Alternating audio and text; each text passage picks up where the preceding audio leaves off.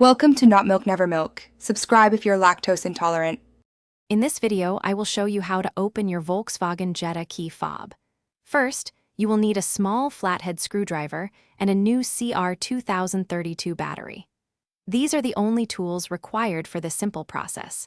Make sure you have a clean, well-lit area to work in, as the components are small. This will help prevent losing any parts and ensure a smooth battery replacement.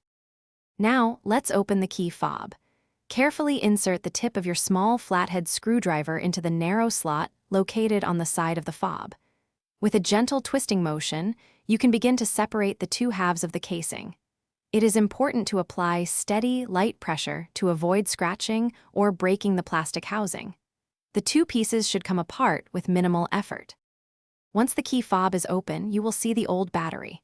Before removing it, take a moment to observe its orientation, noting which side is facing up. This is usually the positive side. Gently pry out the old CR2032 battery. Now, insert the new CR2032 battery into the compartment, ensuring the positive side, marked with a plus sign, faces upwards, just like the old one. Finally, it's time to reassemble your key fob. Carefully align the two halves of the casing, making sure all the internal components are properly seated. Gently press the two pieces together until you hear a distinct click, indicating they are securely fastened.